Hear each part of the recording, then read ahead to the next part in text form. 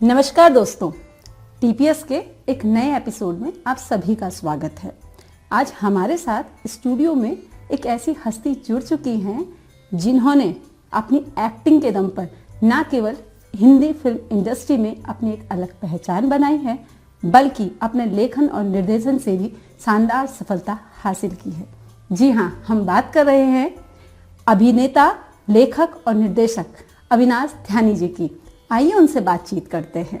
नमस्कार अविनाश जी, आपका स्टूडियो में बहुत बहुत स्वागत है। Thank you so much ji sir, आज आप हमारे बीच में हैं तो सबसे पहले शुरू करेंगे कि आपके पिताजी आर्मी में थे जी, और एक आर्मी पर्सन, फिर उसके बाद पुलिस की नौकरी। जी, इन दोनों नौकरियों के बीच में आपने बहुत सारा भ्रमण भी किया है। बहुत खूब। तो उस समय कभी आप दिल्ली रहे, कभी आप लैंसीडॉन और उसके बाद देहरादून। सर, ये पूरा जो घूमने वाली जो वो थी आपकी, मतलब पापा के साथ में जाना, जी, जी। ऐसे में जो विक्की था ना, अच्छा, आपको छोटा पहले मेरा बच्चा। नाम कैसे मालूम चला? मैंने घर का सर बिल्कुल छोटी मोटी जानकारियां सर। आपका रिसर्च अच्छा है। सर, तो विक्की का अविनाश ध्यानी बनने में किस तरह की चुनौतियों का सामना किया उसने, और कितना मजा था? ये मजेदार था। चुनौतीपूर्ण में ज्यादा मानता नहीं हूँ। ये रोमांच से भरा हुआ था, क्योंकि जब मैं पैदा हुआ तो मेरी दादी ने रखा था मेरा नाम विक्की, और क्योंकि मैं परिवार का सबसे पहला बेटा हुआ था तो सब मुझे बहुत प्यार करते थे। मेरी जैसे बुआ लोग हो गए, या मेरे ताऊ जी हो गए, मेरे चाचा जी हो गए, या लगभग सारे परिवार के लोग जो हैं, मैं सबका पसंदीदा बच्चा था, तो बहुत पैम्पर्ड था। मुझे वो मेरी कुछ पुरानी फ़ोटो देख के पता चलता है कि मैं कुछ ज़्यादा पैम्पर्ड था। तो इनिशियली ऐसा सबको लगता था कि ये कुछ ऐसा कैसे करेगा कि जहाँ पे, क्योंकि लाइफ की जो रियलिटी है ना बड़ी हार्श है जी, जहाँ पे स्ट्रगल बड़ा है, चुनौतियाँ बड़ी हैं, पर पता नहीं कहाँ से मुझे कलाकार बनना था जी। कलाकार होना लिखा था मेरी ज़िंदगी में। तो मैं 7th क्लास से ही, मैं अगेन जैसे आपने कहा कि मैं जहाँ पे था लैंसडाउन में, तो वहाँ फौजियों के साथ मैं खूब फिल्में देखने जाया करता था। अच्छा, क्योंकि वो हर सैटरडे संडे फिल्म देखने बिल्कुल। जाते हैं। और आर्मी वाला जो एरिया है वो तो है भी बहुत खूबसूरत है। हाँ, बहुत खूबसूरत है। तो लैंसडाउन कहीं ना कहीं मेरे मन में रहा, उसने मुझे आर्टिस्ट बनाया, मुझे लेखक बनाया। क्योंकि लैंसडाउन ना, जब वहाँ बारिश पड़ती है तो मैंने पेड़ों को चुपचाप खड़े भीगते हुए देखा है। तो वहाँ से ना वो आपके मन में कुछ कर देता है। तो लैंसडाउन एक ऐसी जगह है। और क्योंकि मैं फौजियों के साथ फिल्में देखने जाया करता था, तो मैंने वो बड़ा पर्दा देखा जिसने मुझे बहुत मैस्मराइज किया, और मुझे लगा कि मुझे यही करना है मेरी ज़िंदगी में। तो वहाँ से वो अविनाश ध्यानी बनने का सफ़र शुरू हुआ, विक्की छूटता चला गया। ओके, तो सर जैसे मैं बड़ा इमोशनल किस्म का इंसान हूँ, तो मैं आज तक अपने कई दोस्तों को ढूंढता रहता हूँ। जबकि अब इंस्टाग्राम आ गया है या सोशल मीडिया इतना ज़्यादा हाइप पे है, तो मेरे जैसे बचपन का दोस्त, उसका नाम कमल है, वो दिल्ली में था। विजय है एक दोस्त था मेरा, वो मुझे उसके बाद कभी नहीं मिले 4th क्लास के बाद। तो ऐसे बहुत सारे दोस्त हैं मेरे, लैंसडाउन के बहुत सारे दोस्त थे, वो कभी कोई मिल जाता है तो हाँ, बड़ा दुख होता था, तकलीफ होती थी। जब मैं एक शहर से दूसरे शहर जाया करता था तो मुझे याद है मेरे दोस्तों ने मुझे 5 रुपए दिए हैं, 2 रुपए दिए हैं कि ये निशानी। हाँ, तो मैंने उन्हें कई साल तक संभाल के रखा, फिर पता नहीं क्या मैं बच्चा ही था खर्च कर दिया मैंने। तो वैसा रहा। ओके सर, हमारी जानकारी के हिसाब से आपकी जो शुरुआत है वो नुक्कड़ों से हुई है। जी। नुक्कड़ों के बाद में आपने स्क्रीन प्ले जो आपके थे वो किए, उसके बाद में आपने बॉम्बे की तरफ रुख किया और फिल्मों में अपना जी, जी। दम तो सभी देख ही रहे हैं आपका। जी, जी। बॉम्बे जब आप जा रहे थे उस समय क्या सोच, मन में क्या चल रहा था? बॉम्बे जाएंगे, किस तरह से लेंगे? क्योंकि हम छोटी जगह, देहरादून जो है ये छोटी जगह है, यहाँ से बॉम्बे मतलब कई सारी चीजें, क्योंकि कोई गॉडफादर अपना नहीं है, उस तरह से कैसे, कितना मुश्किल होता है वो सफर? मेरे दिमाग में ना, मैं बॉम्बे को लेके प्रिपेयर था पहले से। ओके। 7th क्लास से ही मैंने 7th क्लास से ही डिक्लेयर कर दिया था कि मुझे एक्टर बनना है। अच्छा, 7 से पता था आपको? हाँ, मैंने डिक्लेयर किया है घर पे।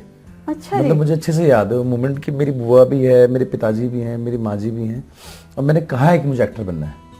और पता नहीं, शायद मेरे माता पिता ज़्यादा विजनरी थे, उन्होंने बहुत ऐसा, जैसे मैं आज भी देखता हूँ कई सारे बच्चों को जो एक्टर होना चाहते हैं, पर उनके माता पिता के लिए ना ये काम जैसा नहीं होता। बिल्कुल। मेरे माता पिता के लिए काम बिल्कुल काम जैसा था। तो उनकी आंखों में मैंने ऐसे देखा है कि ये हो सकता है, अगर आप इस पे ये सोचते हो तो ये किया जा सकता है। और तो मैं बहुत प्रिपेयर था। हाँ, उस समय इस लेवल का एक्सपोजर यहाँ नहीं था देहरादून में, क्योंकि हम छोटे शहर से आते हैं। मुझे याद है कि जब मैं बॉम्बे चला गया तो तब तक यहाँ कोई मैकडोनल्ड्स का वो नहीं था। बिल्कुल सही कहा। हाँ, तो मेरी सिस्टर का मेरे को फ़ोन आया कि भाई यहाँ मैकडोनल्ड्स खुल गया है। तो ये बड़ी बात लगती थी हमें। या जब यहाँ पहली बार कोई विशाल मेगा मार्ट खुला जहाँ कपड़े खुद जाके खरीद लो। हाँ, क्योंकि दुकानों में रहने वाले लोग थे हम तो हम छोटे शहर से थे जी। और उस छोटे शहर का प्रभाव तो था, क्योंकि यहाँ पे जैसे हमारा मोहल्ला होता है जहाँ पे आप सबको जानते हो। जब आप सुबह उस मोहल्ले से गुजरते हो तो आप सबको नमस्ते नमस्ते नमस्ते करते हुए जाते हो जी। तो ये हमारा कल्चर है, क्योंकि ऐसा ना। वहाँ से फिर एक बिल्कुल अपोजिट कल्चर में जब आप जाते हो बॉम्बे, जहाँ पे आपको कोई जानता नहीं है, तो वो मुश्किल तो होता है। इमोशनली मुझे ऐसा लगता है मुश्किल होता है, बट फिर मुझे वहाँ भी बहुत अच्छे लोग मिल गए। वहाँ भी फिर एक परिवार जैसा बनने लगा। मुझे बहुत सारे पहाड़ी लोग मिल गए जो सिनेमा कर रहे थे। जी। हाँ, कोई लाइट में था, कोई कैमरा डिपार्टमेंट में था। तो फिर हमारा सबका ग्रुप बन गया। तो वो फिर आपको संभाले रखता है। वाह, कितना अच्छा लगता होगा ना सर, दूसरी जगह पे जाके, एकदम नई जगह पे, और अपने लोग कोई मिल जाए। हाँ, जैसे कोई बोलता था कि मैं रायपुर से हूँ, देहरादून, तो उसे लगता था अरे वाह यार, ये तो बगल का ही है। ये घर का आदमी है। पर मिलते चले गए और फिर ये पूरा सफर आसान हुआ। जी। तो सर, आपकी जो पहली फिल्म है फ्रेडरिक, आपकी डेब्यू फिल्म, उसमें आप एज अभिनेता आपने काम किया है जी। तो सर, जब पहला आपका मौका था अभिनेता, तो कैसे, मतलब बड़े पर्दे पे काम करना? मैं थोड़ा हताश हो गया था, क्योंकि मैं उससे पहले 6-7 फिल्में कर चुका था एज अ हीरो, हिंदी फिल्में। वो रिलीज नहीं होती थी। तो मैं हर बार, कभी मैं मेरी माँ को वैनिटी वैन से फ़ोन करता था कि अब मैं वैनिटी वैन में बैठा हूँ, मैं इस फिल्म का हीरो हूँ, अभी फिल्म आने वाली, फिर वो आती नहीं थी फिल्म। तो फ्रेडरिक जो है वो इवेंचुअली फिर हो गई पूरी, और फिर रिलीज़ हो गई 2016 में। हाँ, वो फिर ऐसा कह सकते हैं कि वो मेरी डेब्यू फिल्म थी, फर्स्ट डेब्यू फिल्म थी, और लोगों को बहुत पसंद आई। मेरे फादर साहब तब तक थे इस दुनिया में, अब इस दुनिया में नहीं है, तो वो सिनेमा हॉल गए मेरी फिल्म देखने। तो वो अलग अलग सिनेमा हॉल में जाते थे, क्योंकि देहरादून में भी वो फिल्म 5-6 जगह लगी हुई थी। तो वो घूम घूम के देखते थे फिल्म। कभी वो पीवीआर में जाते थे, कभी वो सिल्वर सिटी जाते थे, तो उनको बड़ा मज़ा आता था। तो फ्रेडरिक मेरी पहली डेब्यू फिल्म थी। जी सर, हम फ्रेडरिक की बात कर ही रहे हैं, तो फिल्मों की जब बात शुरुआत हुई है और आपने अभिनेता के रूप में उसमें काम किया है, तो जैसे अभी आपकी जो एक फिल्म है 72 आवर्स जिसकी हम बात कर रहे हैं, उसमें आपने जसवंत सिंह रावत, उनके बारे में, आपने उनकी जो कहानी पे बेस्ड है। बिल्कुल, हाँ भाई।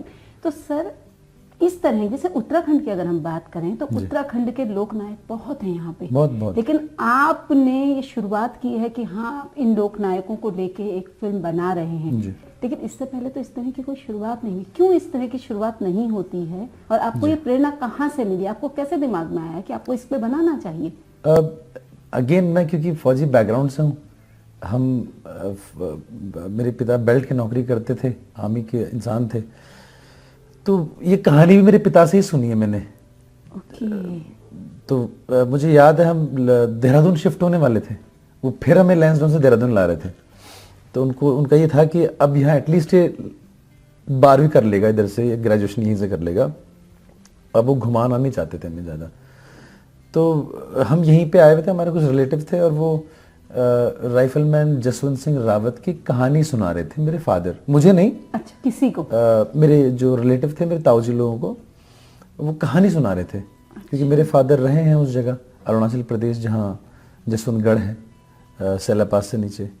तो मुझे याद है मेरे पिताजी ने ऐसा कहा कि उनको जसवंत बाबा कहते हैं, और अगर कोई दिल से उन्हें याद करे तो वो उसकी मनोकामना पूरी करते हैं, उसकी हेल्प करते हैं। तो मुझे याद है जब हम वापस लैंसडाउन जा रहे थे, क्यों शिफ्ट तो नहीं हुए थे, हम तो सिर्फ देखने आए थे यहाँ पे। तो मुझे याद है मैं उस रोडवेज की बस में बैठा हूँ और मैं लगातार चैंटिंग कर रहा हूँ, जय जसवंत बाबा, जय जसवंत बाबा। हाँ जी। और फिर मैं छोटा बच्चा था, 7th क्लास में पढ़ता था, तो फिर मैं भूल जा रहा हूँ, फिर कुछ खा रहा हूँ, फिर कोटद्वार पहुँच गए, फिर वहाँ से लैंसडाउन जा रहे हैं, फिर मैं दोबारा चैंटिंग कर रहा हूँ। तो मुझे पता नहीं था कि मैं कल दिन उनकी ज़िंदगी पे फिल्म बनाऊंगा और मैं उनका किरदार करूंगा। तो ये मुझे लगता है कि डॉट्स कहीं जुड़ते हैं आपस में। बिल्कुल जुड़ते हैं सर, और ये आशीर्वाद ही है, मतलब हाँ। इस तरह से कि हम आपको वो मौका मिला। मुझे मिला, मतलब मैं ऐसा मानता हूँ कि ये कोई और भी कर सकता था। मैं इस बात पे अपने आप को बहुत सौभाग्यशाली मानता हूँ कि वो डॉट्स जुड़े। सही है सर। सर जैसे 72 आवर्स बहुत फेमस है और उसने एक नई पहचान जो दिलाती है, आपने इसमें तीनों चीजें की हैं। जी। एज अ अभिनेता आपने इसमें काम किया, जी। निर्देशक आप इसमें हो, लेखक, मतलब स्टोरी भी है वो भी है। जी। तो सर ये तीनों चीजें, कभी क्या अभिनेता ने निर्देशक को टोका काम करते हुए? हाँ, मैं as an actor, as a director मैं अपने आप को बहुत पनिश करता हूँ क्योंकि वहाँ पे अविनाश ध्यानी एक्टर अलग है और अविनाश ध्यानी डायरेक्टर अलग है। बिल्कुल। तो मुझे जो चाहिए, जैसे मैं एक फिल्म में कर रहा था, तो मैंने अपना अभी 11 किलो वजन कम किया और उससे पहले मैं बहुत हैवी हो गया था बीच में। तो हाँ, मैं जो डायरेक्टर अविनाश है वो पनिश करता है अपने एक्टर्स को। अगर वो अविनाश ध्यानी एक्टर भी है तो वो भी पनिशमेंट का शिकार होता है, क्योंकि जो मेकर को चाहिए वो तो चाहिए, तो कॉम्प्रोमाइज़ नहीं हो सकता इसमें। जी सर, हम बात कर रहे हैं जसवंत सिंह रावत जी की। तो सर जब इस मूवी की बात हो रही थी आपके दिमाग में, क्योंकि आपने कहा कि मैंने कहानी सुनी थी जी। सुनने के बाद उस कहानी के लिए सोर्सेस को जुटाना यानी रिसर्च करना जी। कितना मुश्किल था वो उस दौर? बहुत चैलेंजिंग था, बहुत यादगार सफ़र था। जैसे मैं अरुणाचल प्रदेश गया 3 बार, जहाँ जसवंतगढ़ है, जसवंत बाबा का जहाँ मंदिर है।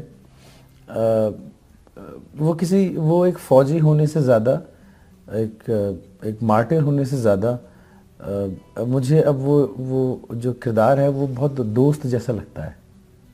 और वो कहीं ऐसा मुझे फील होता है कि वो कहीं है मेरे आसपास, क्योंकि जिस तरह से मैंने वो रिसर्च किया, अरुणाचल प्रदेश बहुत दूर है यहाँ से।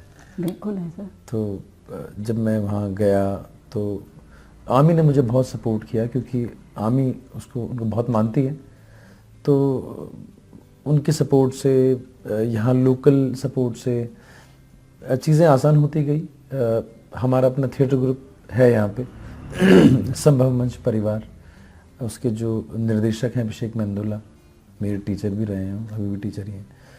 तो वो खूब मेरे साथ रिसर्च में घूमे हैं। हम लैंसडाउन गए हैं, लैंसडाउन बहुत सपोर्ट मिला आर्मी का। तो अभी भी जैसे मैं जो फिल्म कर रहा हूँ गब्बर सिंह नहीं, बिल्कुल, तो उसके बारे में भी बात करेंगे सर अभी। हाँ, तो खूब सपोर्ट मिलता आर्मी का, क्योंकि आर्मी के लिए तो वो मतलब जसवंत सिंह रावत को वो बिल्कुल भगवान मानते हैं, वो हैं भी। तो ऐसा मानते हैं कि उनकी जो आत्मा है वो आज भी बॉर्डर पे पहरा दे रही है। हाँ। तो मैंने वहाँ, और बहुत सारे लोगों को पता नहीं है कि उनके लिए ना लोग लेटर भेजते हैं। तो जब मैं वहाँ अरुणाचल प्रदेश गया तो मैंने एक बड़ा ट्रंक देखा जहाँ इतने सारे लेटर थे पूरे। ओके। तो हिंदुस्तान के अलग अलग कोनों से लोगों ने लेटर भेजते हैं। जैसे किसी का प्रमोशन हो जाता है तो वो बाबा को लेटर लिखता है, आपके कारण हुआ मतलब? हाँ, कि मतलब अच्छा। आप, मैंने ऐसे किया था तो ऐसे हो गया। तो मैं भी उनके लिए लेटर लिखता था। अच्छा सर। हाँ, मतलब आप विश्वास करते हैं इन सब चीजों का? हाँ, मतलब मैं ऐसा मानता हूँ कि कोई कॉस्मोस में एक एनर्जी है बिल्कुल जो ट्रैवल कर रही है, और जितना हम उसके बारे में बात करते हैं, उसको इतना मान सम्मान मिलता है, पूछते हैं उसे, तो उसकी वो पावर बढ़ती जाती है। तो मैंने लिखे हैं लेटर। सर उन लेटर में लिखा क्या था आपने? मैं तो बड़े मुश्किल लेटर लिखे हैं उनके लिए, सर मतलब जैसे बड़े भाई को लिखते हैं। मैंने कहा मेरी रिसर्च यहाँ तक पहुँच गई है, अब मुझे फाइनेंसर ढूंढना है और मैं बना के रहूँगा पिक्चर आप पे, और ऐसे करके। सो मैं नहीं, तो मैंने भेजे 4-5 लेटर भेजे मैंने उनको, और प्रोग्रेस होती गई है। मैंने जिस दिन फर्स्ट डे शूट किया 72 आवर्स का, उससे एक दिन पहले ही मैंने लेटर भेजा कि मैं अब शूट पे जा रहा हूँ। अच्छा जी। मतलब वो जो हैं रावत जी, हाँ, जहाँ भी होंगे वो सुन रहे हैं कि हाँ ये लड़का काम कर रहा है और इसको तो पूरा सपोर्ट करना ही करना है, इसके लिए सोर्सेज लेके आओ, कहीं से भी लेके हाँ आओ। मतलब वो बड़ा अजीब सा बॉन्ड है जो मैं आज भी, वो फिल्म तो खैर रिलीज हो गई है, अब OTT प्लेटफॉर्म्स पे है वो फिल्म है, जी सर। बट वो किरदार है मेरे साथ। वाह सर, बहुत अच्छा है। और सर अभी बात कर रहे हैं गब्बर सिंह, अभी आप फिर से एक और मूवी बनाने की जो तैयारी है वो चल रही है। मैंने जैसे पहले कहा कि उत्तराखंड के लोक नायक यानी हमारे रियल हीरोज जो हैं उत्तराखंड के, जिनकी कहानी हम सुनते चले आए हैं, लेकिन उन हीरोज के लिए कहीं ना कहीं इतनी सारी मूवीज उत्तराखंड में बनती हैं, लेकिन उनको लेकर जी कोई भी प्रयास करने को तैयार नहीं है। उन हीरोज को आगे बढ़ाने के लिए बजट एक प्रॉब्लम हो सकता है, लेकिन कहीं से शुरुआत हो, और ये शुरुआत केवल आपने की है। तो जब गब्बर सिंह वाला जो कॉन्सेप्ट, मतलब ये आप स्टोरी कर रहे थे, स्टोरी के आइडियाज और इसके लिए टीम और रिसर्च, कितनी सारी चीजें होती है, तो ये वाले में आपको एक बार नहीं लगा, क्योंकि इंडिविजुअल डायरेक्टर हैं आप, सबसे बड़ी बात है कि सपोर्ट भी होना चाहिए, तो कितनी दिक्कतें आती है सर उसमें? आप इंडिपेंडेंट फिल्म मेकर हो तो मतलब हर्डल्स आने वो लाजमी हैं, बट जैसे मैंने कहा ना कि जब आप फिल्म बना रहे थे तो उत्तराखंड के ही एक फिल्म प्रोड्यूसर हैं GS रावत, उन्होंने इस फिल्म को सपोर्ट किया, इस फिल्म को फंड किया, और वो एक इंडिविजुअल फाइनेंसर प्रोड्यूसर थे इस फिल्म के। और एक मज़ेदार इत्तेफाक ये है कि उनका नाम भी जसवंत सिंह रावत है, और जसवंत सिंह रावत पे ही मैं फिल्म बना रहा था। वाह। तो एक पहाड़ी खड़ा हुआ मेरे साथ जिन्होंने मुझे फुल सपोर्ट किया, और इस फिल्म को हम फिर रिलीज तक ले गए, और अब दुनिया के सामने वो फिल्म है, तो लोग खड़े हुए।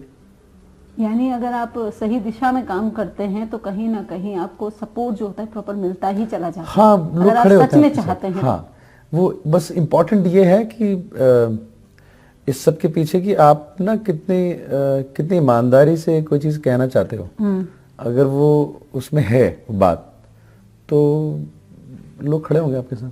जी सर, आपकी फिल्म जिसके लिए लोग बड़े मतलब इंतजार कर रहे हैं, फूली, जी है ना, और समय गणेश, इनको लेके इतना उत्साह है सर, किस तरह की मूवी है ये? फूली अभी 7 जून को रिलीज हुई सिनेमा हॉल्स में। वो एक छोटी रिलीज थी, वो एक बच्ची की कहानी थी, पहाड़ के अगेन एक पहाड़ की बच्ची की कहानी थी। वो पढ़ना चाहती है, लिखना चाहती है, वो आगे बढ़ना चाहती है। फादर उसके अल्कोहलिक हैं, माँ उसकी है नहीं। कैसे वो एक आगे जाके सफल IPS अधिकारी बनती है, कैसे उसकी ज़िंदगी में एक जादूगर आता है और उसे बताता है कि कोई नहीं आएगा फूली जादू करने, वो जादू तुझे खुद करना होगा। कैसे वो इस बात को समझती है और फिर कैसे वो एक सफल IPS अधिकारी बनती है। तो मैंने देखा है मेरे पहाड़ की महिलाओं को, वो अनपढ़ हो सकती है मगर उनका जो बौद्धिक स्तर है वो बहुत ऊंचा है। मैंने देखी, मेरी दादी, मेरी नानी देखी है, मेरी बुआ लोग देखे हैं। तो वैसी उन्हीं लड़कियों में से एक लड़की की कहानी है फूली, जो पहाड़ में रहती है। फूली हम नाक में पहनते हैं हमारी महिलाएं, तो फूली का मतलब प्राइड है। तो चाहे वो गौरा देवी है, वो उस मिलम गांव, उस जगह से रहने वाली महिला, वो बौद्धिक स्तर पे इतनी ज़्यादा सशक्त थी, इतनी वो थी कि उन्होंने, आज भी मैं देख रहा हूँ जो उत्तराखंड में चल रहा है, पेड़ काटे जा रहे हैं, तो उनकी आज भी वो उन पोस्टर्स पे है। तो उस महिला ने इतना बड़ा काम कर दिया था, तभी वो जागरूकता तभी से थी। तो इन्हीं सारी महिलाओं पे समर्पित वो फिल्म थी फूली। अब वो OTT प्लेटफॉर्म पे आने वाली है। लोगों ने बहुत पसंद किया। मुझे बम्बई कुछ मेरे कुछ लोगों ने जो मुझे सुझाव देते हैं, उन्होंने कहा इस तरह की फिल्म मत बनाओ यार, लोग देखेंगे नहीं।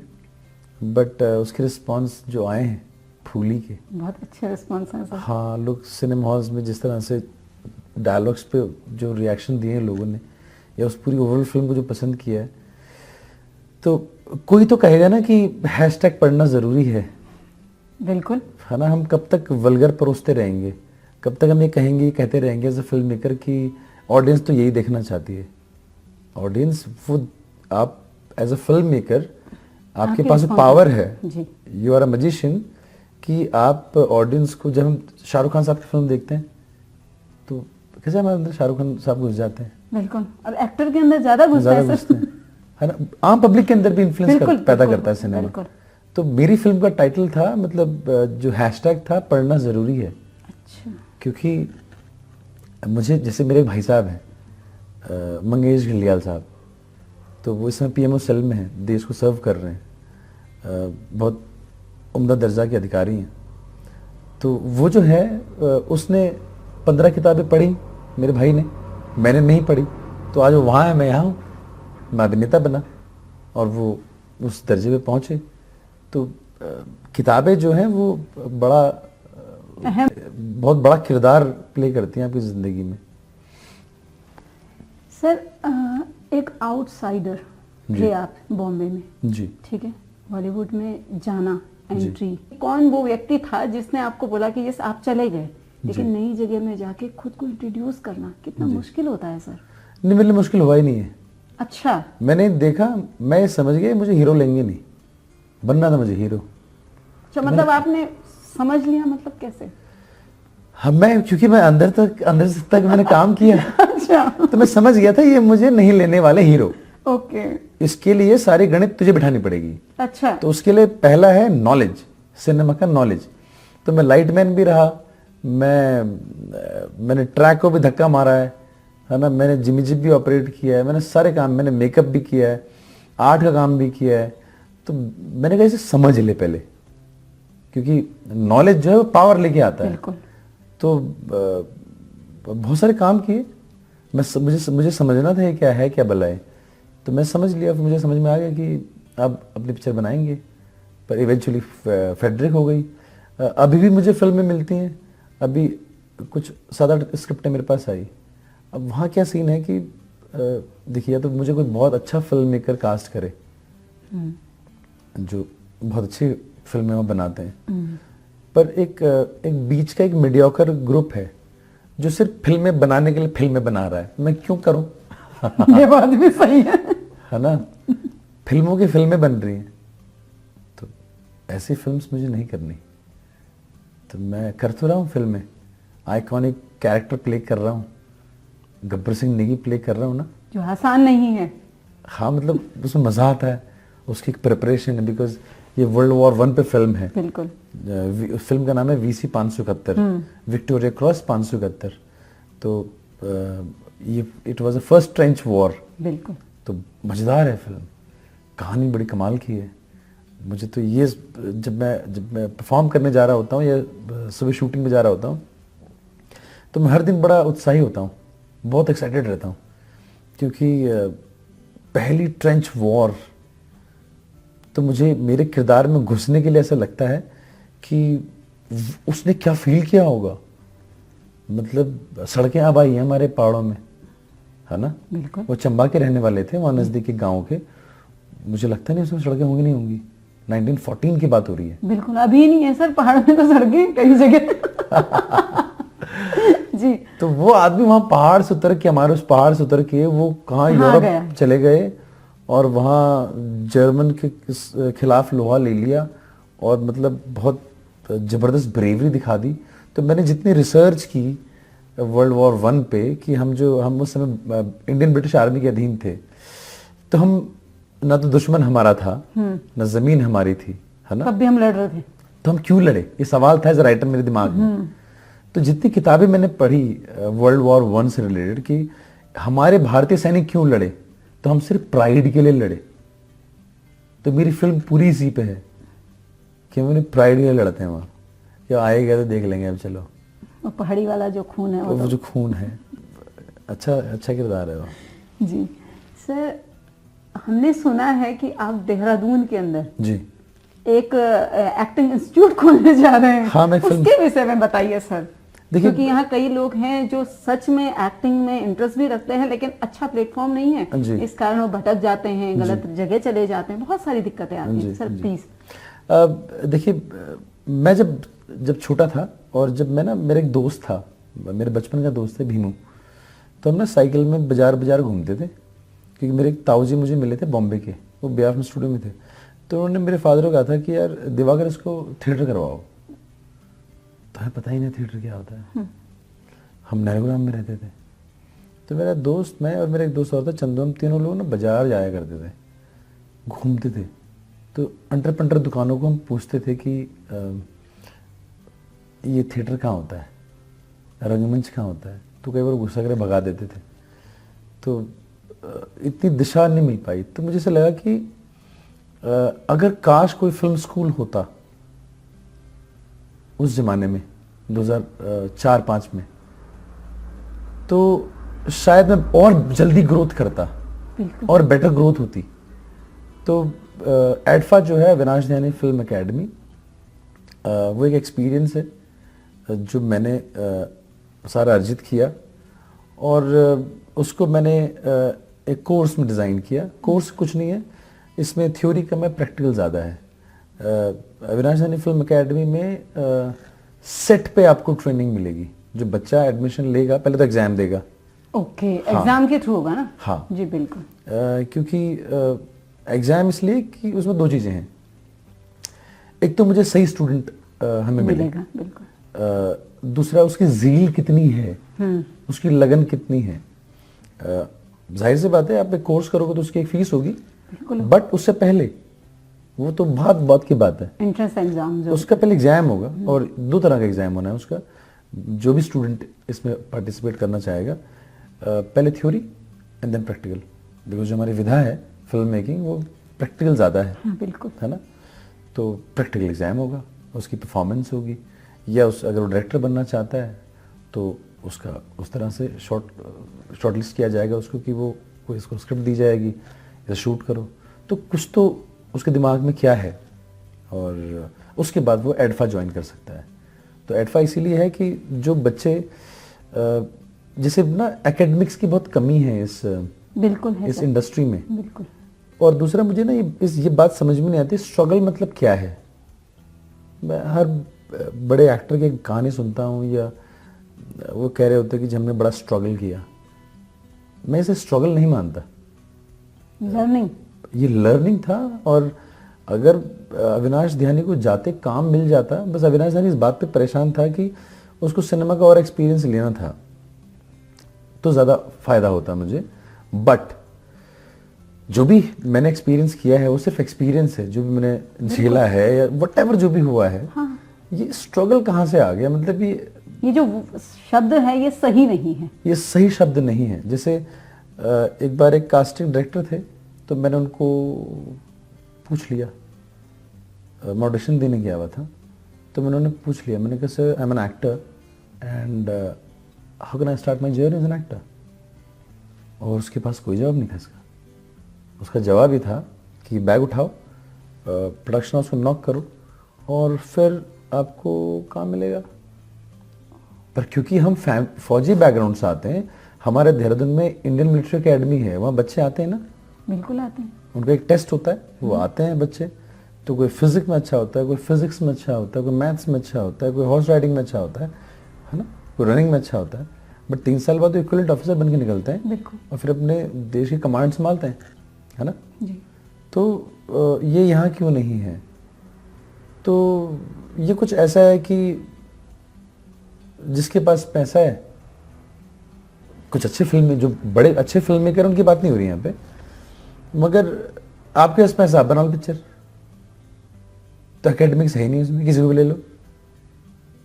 इसीलिए सर जो फिल्मों की स्तर है वो गिरा है, बहुत सबसे बड़ा कारण तो यही है। हाँ, और देखिए साहित्य जो है, क्योंकि although it's a visual medium, but साहित्य ही नहीं पता होगा, है ना। जैसे मैं गब्बर सिंह पे या मेरे वॉर हीरोज पे या यहाँ की विभूतियों फिल्म इसलिए बना रहा हूँ क्योंकि मैं जानता था उन्हें बचपन से। यस, आपने उन्हें सुना था, मैंने पढ़ा है उनके बारे में, है ना।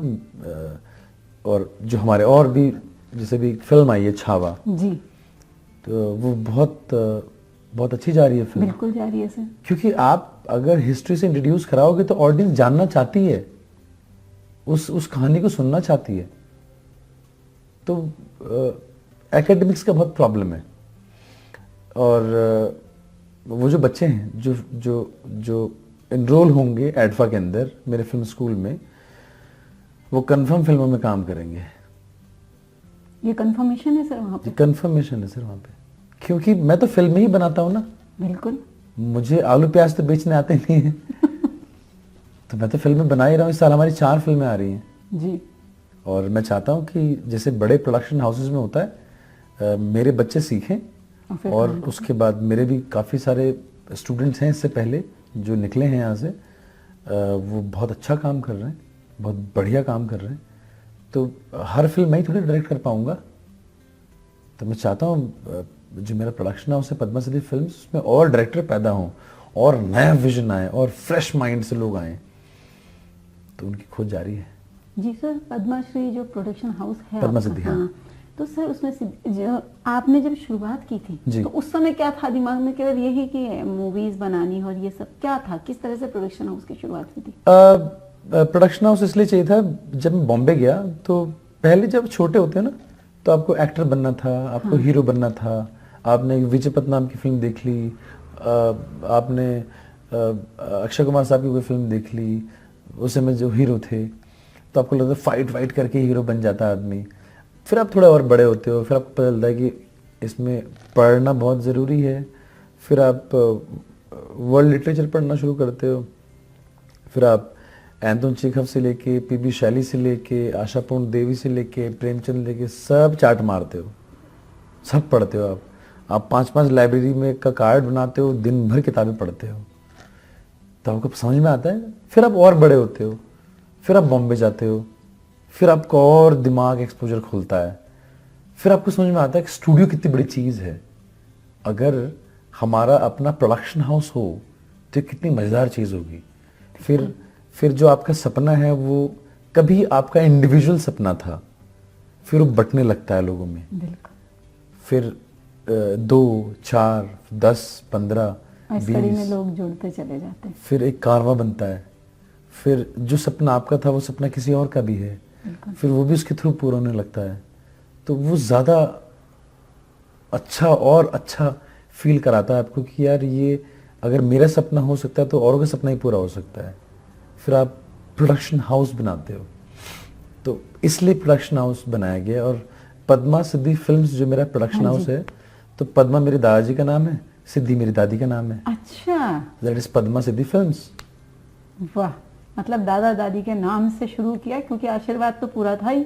हाँ, क्योंकि मैं बड़ा चलता रहे हाँ साथ में। और मैं बड़ा नज़दीक था दोनों के। तो जब मेरी दादी चली गई और मैंने देखा कि मेरे दादाजी अकेले हो गए, तो मुझे ऐसा लगता था कि अब क्योंकि आप एक क्रिएटिव इंसान हो, आप थोड़े भावुक ज़्यादा हो, तो मैंने कहा इन दोनों को साथ में कैसे रखा जाए लाइफ लॉन्ग। तो मेरी दादी जैसे गई तो मैंने पद्मा सिद्धि फिल्म्स प्रोडक्शन हाउस नाम सोचा। वाह। तो वहाँ 2006 में की बात है, मैं तो बॉम्बे भी नहीं गया था। तो वहाँ से कागज़ों पे वहाँ से पद्मा सिद्धि फिल्म्स आ गया था। तो इसलिए प्रोडक्शन हाउस बनाया कि हम और फिल्म बना सकें और अच्छे मेकर आएँ और अच्छे एक्टर आएँ, मुझसे बेहतर एक्ट कहने वाले लोग आ जाएं, है ना।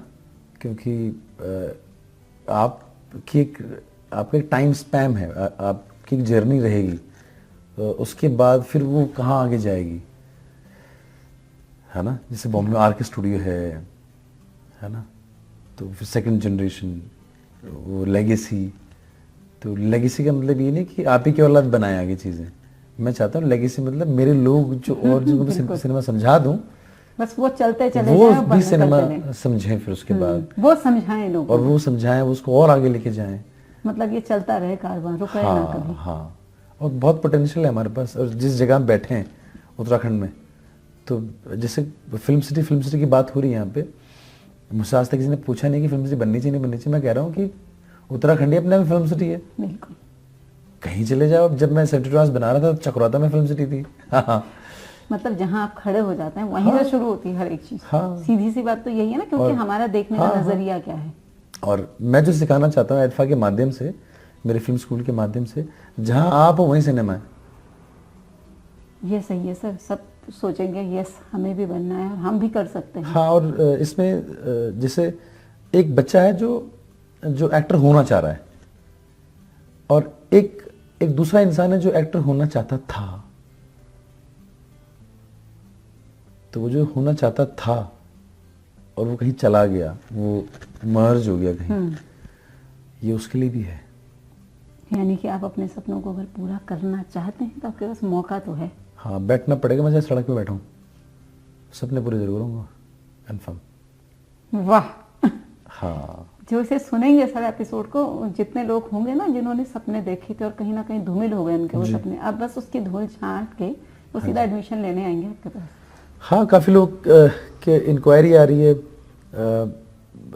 बहुत सारे लोग आना चाहते हैं, एनरोल होना चाहते हैं, और बस वही है कि जैसे आपने कहा ना कि अच्छे डीओपी नहीं आ रहे हैं, प्रोडक्शन अच्छा नहीं हो रहा है, तो ये उसी का एक स्ट्रक्चर्ड वर्जन है, एक रिफाइंड वर्जन है एडफा, कि आप इसे समझो और फिर बच्चा जो है वो खुद ही अपनी फिल्म बनाएगा एट द एंड, कोर्स पूरा होते होते। वो अपनी हिंदी फिल्म या उसे जिस भी भाषा की फिल्म बनानी है वो फिल्म बनाएगा, उसको प्रॉपर एक फिल्म मेकर बनाया जाएगा, और फिर जहाँ वो रहना चाहे वहाँ रहे। जैसे मुझे ऐसा लगता है, मुझे देहरादून से भी हो गया मेरा, मैं मेरे गांव जाके रहना चाहता हूँ अब, तो वहाँ सिनेमा होगा। फिर सिनेमा तो कहीं पैदा किया जा सकता है। बिल्कुल सही बात है। दैट्स इट, टीम बुलानी है, टीम आ जाएगी। बहुत सही है सर। हाँ जी, तो सर आपके जो मतलब आपके घर में एक्टर कौन था, मतलब कहाँ से ये आया है? मेरे पिता, मुझे ऐसा लगता है वो ज़्यादा बड़े कलाकार थे। मेरी माँ जी आर्ट को ज़्यादा समझती हैं, और डिस्कशन बहुत होता रहा है, क्योंकि मुझे 21 साल हो गए फिल्म इंडस्ट्री में काम करते हुए, इस विधा में आए, अलग अलग विधाओं। हाँ, मतलब स्ट्रीट प्ले से लेके अब तक, और तो सब कुछ उनके साथ शेयर हुआ है, क्योंकि वो दोस्त ज़्यादा हैं, माँ बाप कम हैं, ज़्यादा दोस्ती वाला रिश्ता हमारा रहा है, चाहे वो मेरे पिता हैं, चाहे वो मेरी माँ जी हैं, चाहे वो मेरी बहन है। अच्छा जी। तो मैं इंडिपेंडेंट एक फिल्म बना रहा था बहुत साल पहले, तो मेरे पास उतने ज़्यादा पैसे थे नहीं, 2011 की बात है। मैंने एक एम्फीगोरी नाम से एक फिल्म बनाई थी मेरे दोस्त के साथ मिलके, तो अनफॉर्चुनेटली वो फिल्म, या फॉर्चुनेटली वो रिलीज नहीं हो पाई, ठीक है, जो भी आप कह लें। सर शुरुआत थी ना, तो शुरुआत में तो ये सब होता ही है। हाँ, बहुत मतलब सीखने को बहुत हाँ, मिलता है। तो उस फिल्म में इतने पैसे नहीं थे हमारे पास कि हमें कुक हायर करते, तो मेरी माँ जी और मेरी बहन जो है वो इतनी रोटियां बनाया करती थी, तो उनको तब से पता है प्रोडक्शन क्या होता है, ये काम कैसे चलता है, कैसे होता है। हाँ, सब पता है उन्हें अब। सही है सर। ये तो मतलब वो वाली बात हो गई कि घर में अब कोई ये नहीं कह सकता कि नहीं ये नहीं पता, अगर आप कुछ बता के जाएंगे तो उन्हें मालूम है किस काम के लिए जा रहा है। हाँ हाँ, जैसे अब मैं जब लिखता हूँ, तो पहले क्या होता था कि अब ज़्यादा लिखता हूँ, ज़्यादा पढ़ता हूँ। जब स्कूल में तब कम करता था काम, तो तब तो बस्ता बंद किया और भगो, है ना, किताब खोलने के लिए बोले ना। पर फिर एक ऐसा टाइम आया जब मुझे ऐसा लगता था कि मेरे इस जो मैंने किताबें खोल के रखी हुई है, क्योंकि मैं स्क्रिप्ट लिख रहा हूँ, तो एक ड्राफ्ट इधर रखा हुआ है, तो उसे कुछ छेड़े ना। तो मेरी माँ ने जब मुझे करते हुए देखा, तो पहले तो उसे बड़ी हैरानी हुई कि ये 10-10 घंटे कैसे बैठ रहा है। वो कंपेयर कर रहे थे ना बचपन से। तो फिर ये भी हुआ कि मैं कहीं जैसे घूमने चला गया, तो मेरी माँ जी ने वो सारा समेटा और उसको मेरे बैग वैग में और मेरी कबर्ड में रख दिया। अच्छा। तो मैं एक दो बार बहुत गुस्सा हो गया, क्योंकि मैंने कहा आप ना इसको ऐसे रहने दिया करो, क्योंकि मेरा वो राइटर वाला दिमाग है जो यहाँ छोड़ के गया था, वो फिर मिस आउट हो जाता है। तो अब उन्हें पता है कि अगर इसने यहाँ ये किताब खोल के गया है, या यहाँ पे इसने कुछ बुक्स रखी हैं, कॉपी रखी है, कुछ लिख रहा था, कुछ पेपर है, तो वो हाथ नहीं लगाती हैं। अब उन्हें पता है कि ये कोई जोन होता है। लिखने का मजा ही तब आता है जब उसमें बैठे होते हैं और सब फैला होता है। हाँ, तो फैला हुआ जो है ना, वो फैला हुआ नहीं है, क्योंकि आप फिर कहीं बाहर गए, कोई दोस्त मिला, फिर वापस आए, तो आप उसे जोन में रहते हो, फिर वापस आ जाते हैं। हाँ, तो अब उसे पता रहता है कि इसको हिलाना नहीं, इसे जोन कहते हैं, शायद यहाँ पे आ गए, फिर दोबारा कनेक्ट हो जाता है। अच्छा सर, एक चीज पूछनी थी कि आपके पिताजी आर्मी में थे, पहले भी कहा, जी। आर्मी वालों के जो बच्चे होते हैं उनमें कुछ चीजें ना पहले से ही होती है, क्योंकि मैं भी आर्मी की बेटी हूँ, तो कुछ चीजें उनके बचपन से होती है, जैसे बेटा ये नहीं करना है, जी। अपने प्रिंसिपल्स कुछ होते हैं, वो प्रिंसिपल्स को हमेशा फॉलो करना हाँ जी। है ना, कुछ चीजें होती हैं। तो सर कभी जो फौजी थे तो फौजी जब पीटते हैं ना तो बहुत अच्छा पीटते हैं बच्चों को। हाँ। तो कभी आपने भी मार खाई है? नहीं, मैंने मार तो नहीं खाई, मेरे पिता, माँ ने तो खूब मारा है, पर मेरे पिताजी का सिर्फ आवाज विक्की कहना ही काफी था। ओह, तो मारा नहीं, क्योंकि मैंने बहुत थे हरकतें, आप हाँ शैतान, शरारती? हाँ शैतान था, सामने दिखाता था कि मैं शरीफ हूँ। सर एक नींबू वाली क्या बात थी, वो भी बताइए ना। हम माल्टी टपाने जाते थे जब हम लैंसडन में रहते थे। जो हमारे सीनियर थे, बड़े भाई साहब, उन्हें कहते थे, आर्मी स्कूल में जो होते थे, हाँ हाँ हाँ। तो लोगों के माल्टे लेके रहते थे। हमें माल्टे खाने का बड़ा शौक था, तो फिर हम स्कूल के बाद या बीच में कहीं सुबह तो खूब माल्टे चुराते थे। अच्छा, तो जैसे अब सीजन आ गया था ना माल्टों का, हाँ अभी आ रखा है सर। तो मैं जब ठेलों में माल्टे देखता हूँ तो मुझे याद आती है बात। सच में? हाँ, क्योंकि हमने खूब चोरे हूँ, और पेड़ से चोरे हैं। ओके। खीरे ककड़ियाँ चोरी हैं लोगों की। अरे पहाड़ों में तो सर उसका तो एक अलग ही, हाँ। सभी मुझे लगता है पहाड़ी जो भी होगा हाँ, उसका जो भी पहाड़ी आदमी होगा, लड़का, उसने सब कर रखा है। और लैंसडन क्योंकि वो हिल स्टेशन पे है, तो फिर तो और वो पहाड़ के नजदीक चीज है, तो आप करते हो ये सारी हरकतें। सर लेकिन उस विकी को कितना मिस करते हो आप अब? नहीं, वो विकी जिंदा है, उस विकी की वजह से ही आप सिनेमा बना पाते हो। देखिए क्या होता है कि जब आप किसी विधा को सीखते हो, जी। तो फिर आप क्योंकि जिस कल्चर, जिस बैकग्राउंड से आप आते हो, तो कई बार आप उपहास का विषय बनते हो। कई बार आपके साथ कुछ धोखाधड़ी भी होती है। हाँ, होती है। फिर समाज और बिजनेस जो है वो आपको समझदार बनाता है, चालाक भी बनाता है, और आप बहुत सारी चालाकियां भी करते हो, ऐसा आपको समझ में आता है जब।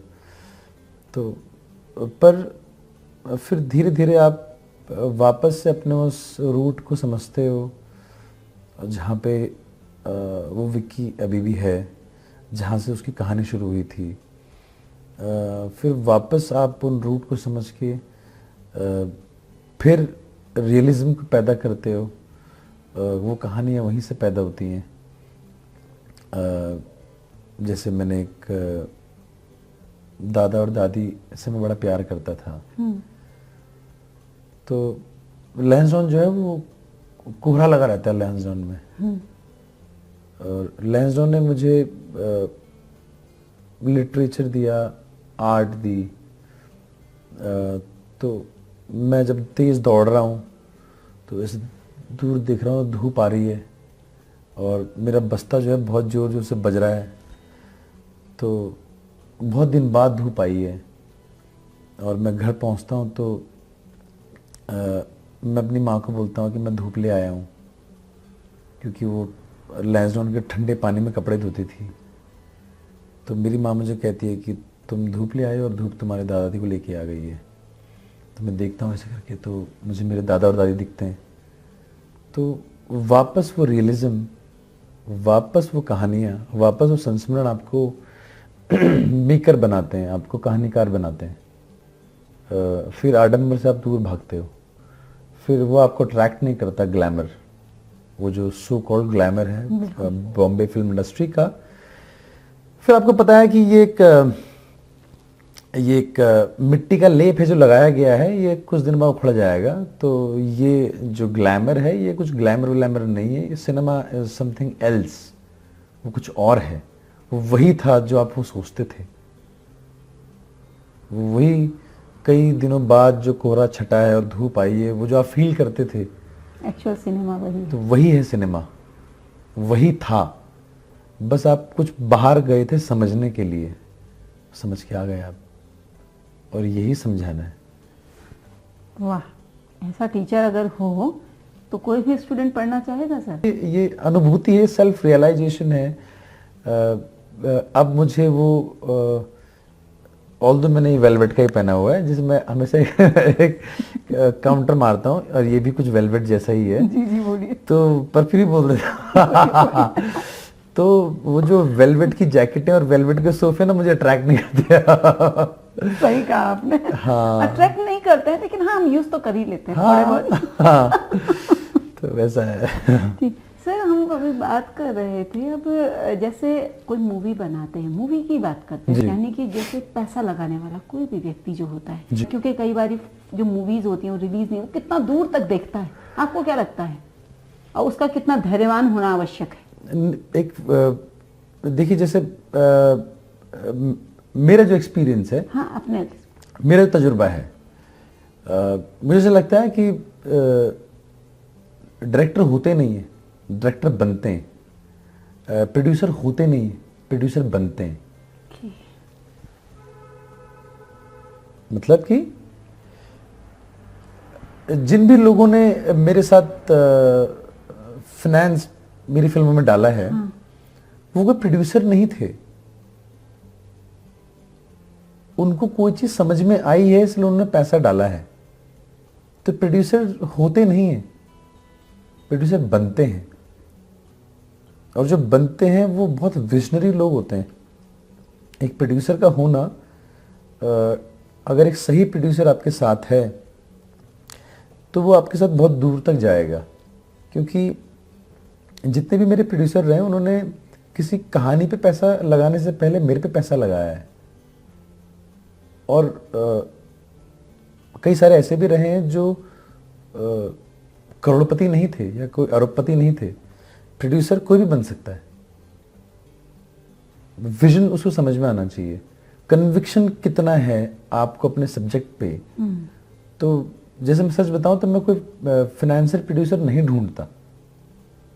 मैं कुछ बनाता हूं और कुछ लोग हैं जिनको वो समझ में आता है, वो आ जाते हैं और हम फिर एक फिल्म बनाते हैं। क्योंकि फिर बिजनेस भी डिज़ाइन करते हैं उसमें कि ये कैसे होगा, कैसे पैसा आएगा। और मुझे ऐसा लगता है कि मैं बहुत अच्छा बिजनेसमैन हूँ। हाँ, तो हम कर लेते हैं। हम इसलिए लगातार हम और बड़े सब्जेक्ट, जैसे ये जो वर्ल्ड वॉर 1 की फिल्म है, हम लोग 4 प्रोड्यूसर हैं साथ में।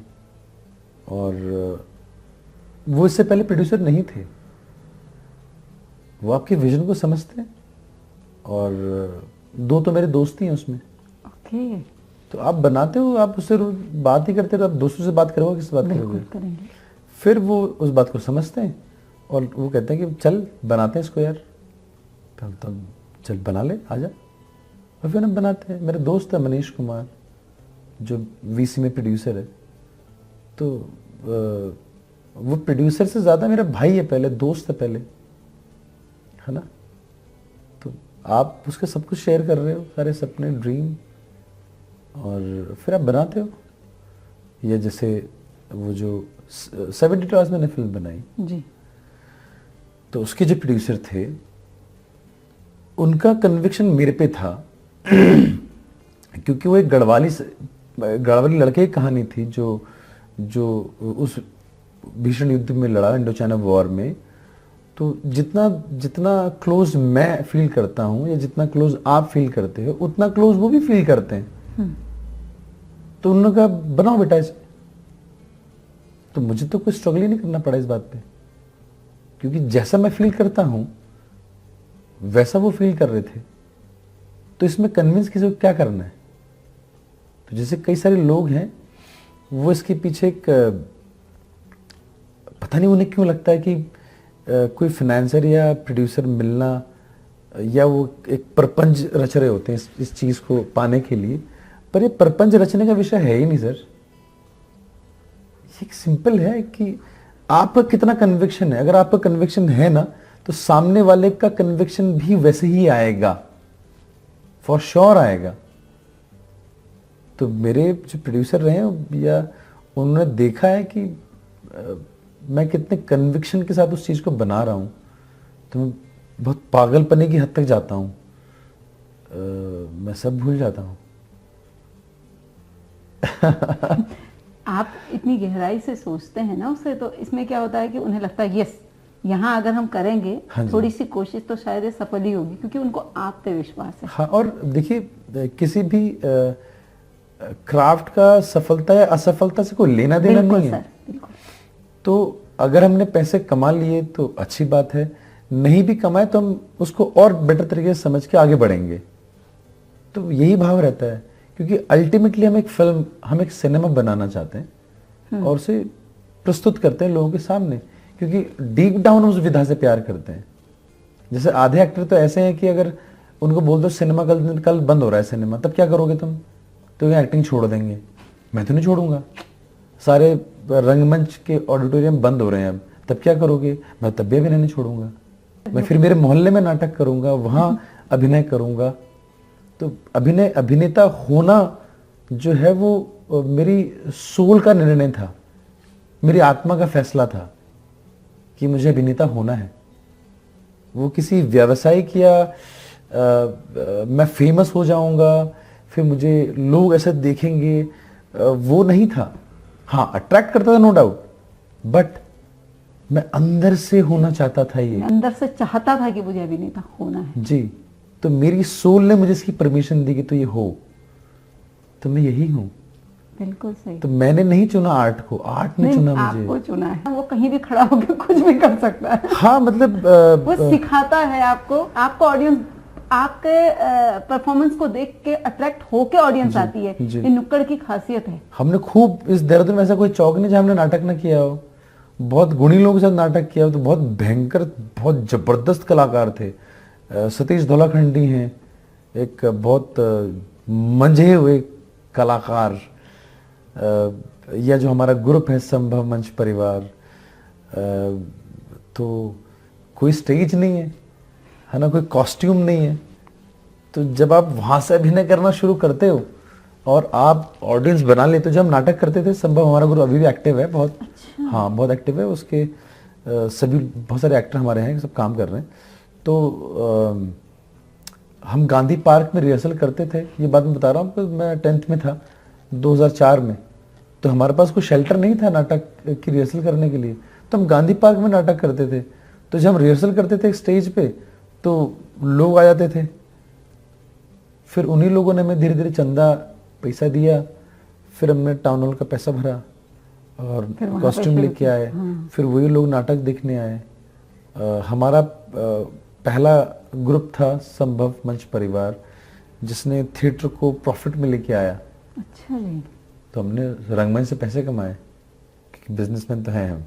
ये तो मुझे लग रहा है सर, आपकी बातों से अब तो लगने लगा ये। हाँ। क्योंकि नुक्कड़ से पैसे कमाना, हाँ, ये बड़ी बात है। हाँ। और मैं अभी भी जो उन लोगों को, जो मैं और भी लोगों को देखता हूँ जो स्ट्रीट प्ले करते हैं या जो कोई भी एक्टर है, तो मुझे ऐसा लगता है कि वो उसको बहुत प्रिविलेज समझना चाहिए अपने आप को कि वो कलाकार बना है।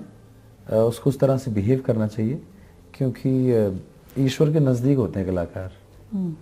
उन पे बहुत ज़्यादा खास आशीर्वाद होता है ईश्वर का। बिल्कुल, कला से जुड़े हैं ना, तो माता सरस्वती का तो विशेष रहता है। बिल्कुल। तो ये ऐसा है, और वहीं से शुरुआत हुई थी। सर, क्योंकि आप गढ़वाल से ताल्लुक रखते हैं जी, तो कभी हिंदी मूवीज पे तो बहुत बात कर ली जी। सर, कभी गढ़वाली में बनाने की इच्छा नहीं हुई? बहुत ही अच्छी मिल बनाया अलीगढ़ फिल्म। तो क्या चाहिए रिस्पॉन्स? आप क्या करना रिलीज करना है फिल्म। अब फिल्म का नाम खोदी का गणेश। अच्छा जी। फिल्म बन गई अप्रैल 1st वीक में रिलीज होनी चाहिए। सेंसर जरा लेट हो गया फिल्म, तब आने वाली फिल्म का नाम खोदी का गणेश जी। मेरी फर्स्ट डायरेक्टोरियल गढ़ल फिल्म च। अच्छा जी। तो वे मार्का खैर शूटिंग हुई कि चक्रोता च, पौड़ी च, फिर जौनसार च, तपोवन च। तो स्टोरी में क्या है? खोली का गणेश से तो मतलब खोदी का गणेश ये एक कास्टिज्म पे फिल्म है।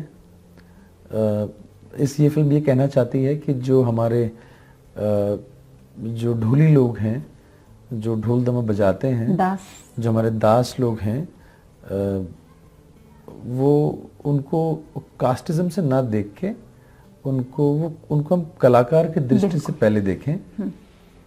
वो हम उन्हें फोक आर्टिस्ट क्यों नहीं कह सकते, हम उन्हें वो जिसमें, चाहे वो आपके महाराष्ट्र हो या बंगाल हो, जो वहाँ के आर्टिस्टों को इज्जत मिलती है, हम उनको उसी आर्टिस्ट की नज़र से देखें। क्यों नहीं देख सकते?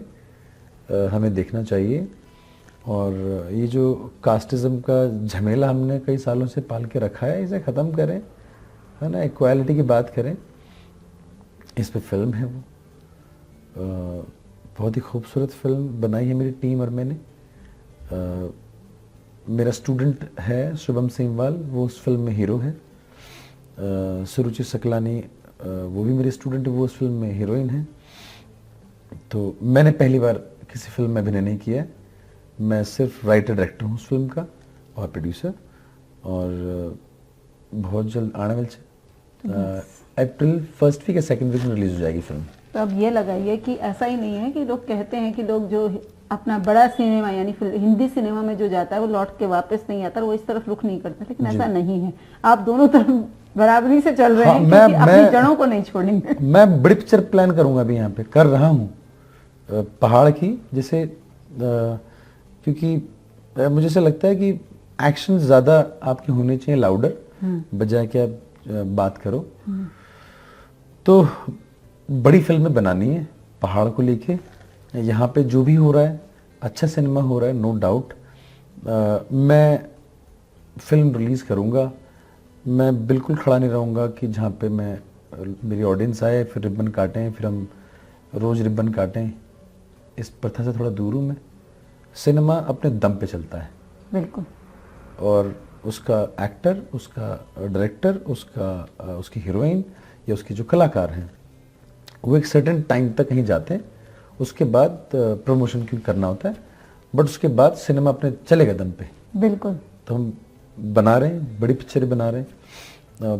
पहाड़ की मैं बड़ी फिल्म लेके आ रहा हूँ फिर अभी, बस तो हम अगले इंतजार साल करते हैं सर उसका, हम भी देखना चाहते हैं। हाँ, बड़ी फिल्म, बड़ी पिक्चर पहाड़ वो भी की। पहाड़ की। क्यों? हाँ। क्योंकि हमने, याद है मुझे कि घर जवाई फेमस मूवी, और उसके बाद चक्रजाल, उसके बाद में अभी जो बात चल रही है घपरोल, अभी जो एक मूवी आई नया, मैंने देखी फिल्म जी, और बहुत अच्छी मूवी। मैंने देखी फिल्म और मुझे बहुत अच्छी लगी वो फिल्म।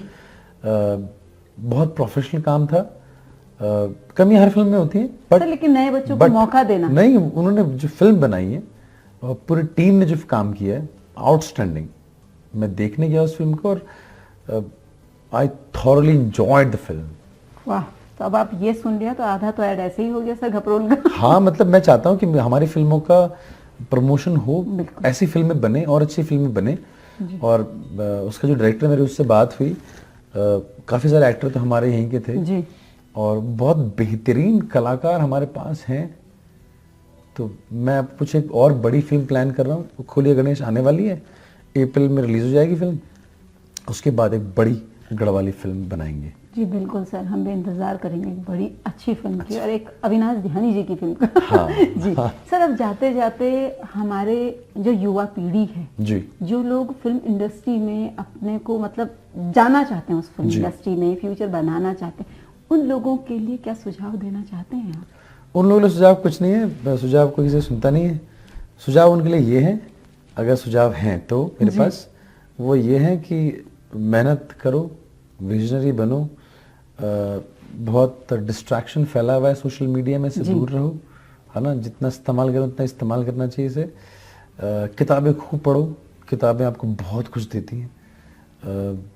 जितनी किताबें पढ़ोगे, जैसे मेरे गुरुजी, उन्होंने मुझे एक बात कही थी, उससे पहले मेरा बहुत इंटरेस्ट था नहीं किताब पढ़ने में। उन्होंने कहा ना, तुम जिंदगी में कितने कैरेक्टर प्ले करोगे, 50, 100, 150 बस। पर अगर आप कहानी पढ़ोगे तो एक कहानी में आपको 50 किरदार मिल जाएंगे जब आप उसे पढ़ोगे, और जब आप पढ़ते हो तो उन्हें जीते भी हो। बिल्कुल सही बात है। तो ये बात बहुत अच्छी है। तो खूब एक्टर किताब पढ़नी चाहिए, किताब पढ़िए, खूब ट्रैवल कीजिए, खूब घूमिए, खूब ट्रैवल। जब मैं खूब ट्रैवल करता हूँ तो खूब ट्रैवल कीजिए, नए नए लोगों से मिलिए, ज़मीन में बैठिए, लोगों से बात कीजिए। बहुत अच्छे लोग आपको बहुत सारी बातें बताएंगे। एक्टर को ये चाहिए होता है, एक्टर कबाड़ी जैसा है, उसके वजह से झोला है, सब भरते जाओ उसमें। जी बिल्कुल सर, सही कहा आपने। तो सर, आज के लिए यहीं पे विराम देते हैं इस बात को। तो आपने सुनी आज इस एपिसोड में एक ऐसे अभिनेता की कहानी जिसने अपनी लगन, मेहनत और आत्मविश्वास के दम पर हिंदी फिल्म इंडस्ट्री में एक अलग मुकाम पाया है। वो कहते हैं कि पढ़ते रहिए, इतना पढ़िए कि वो जो कैरेक्टर्स हैं आप उन्हें तुरंत जीने लगें और जीते जीते उन कैरेक्टर्स को इस तरह से घुल बस जाएं उसमें कि आपके आसपास वही सब हो, और जब भी आप किसी चीज़ को देखें तो बहुत बेहतरी से देख पाएं, बहुत बारीकी से देख पाएं। और अभी उन्होंने कहा कि जो कैरेक्टर होता है, यानी कि जो अभिनेता होता है, वो कोई बहुत बड़ा आदमी नहीं होता। वो ज़मीन पर बैठ सकता है, वो उठ सकता है और वो कुछ भी कर सकता है। उसे ज़रूरत है सपने देखने की, सपने वो भी खुली आंखों के। खुली आंखों से देखे हुए सपने अक्सर सच होते हैं। तो आज के लिए इतना ही, फिर मिलेंगे एक नए एपिसोड में। तब तक के लिए नमस्कार।